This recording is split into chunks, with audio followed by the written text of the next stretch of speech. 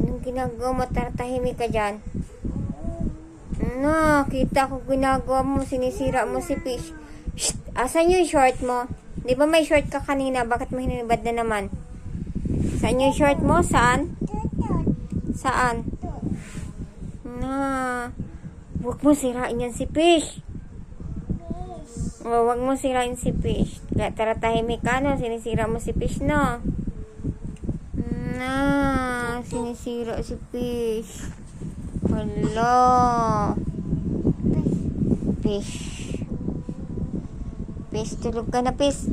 Tingnan mo, oh. Oh, tingnan mo, sira mo. Ayun, oh. Oh. Oh. Yan. Wala ka nang ginawa, kundi magsira ng gamit. Sagot-sagot pa. Ganito din ba yung guys, yung anak nyo? Basta tahimik, may sinisira sila mga gamit, no?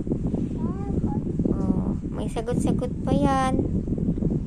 Ganyan ang makulit naming bata.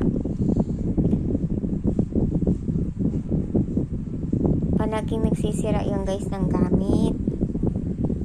Ganyan si kulit. Talagang makulit. Wala pati yan short.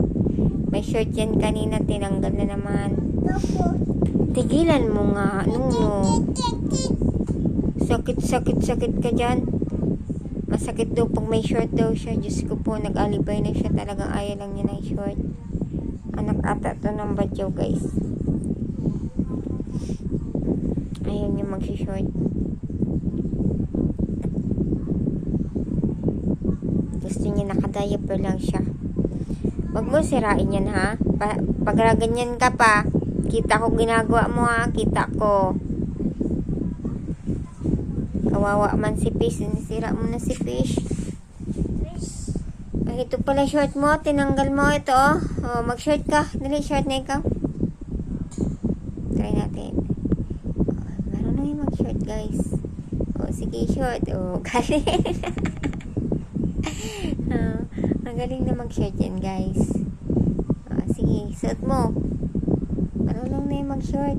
Oh, marunong yan mag-short. Marunong yan. Very good bata. Tunong bata talaga. Big boy na bata. Arunong yung bata. Ayoko. Ayaw na talaga niya mag-short. Tapon lang yan. Hindi na. Kung ayaw mo. Oh, babay na. Ayun na. Pinalikod na sa labas. Oh, ayaw talaga niya. Binigay kay Mimi. Malikot.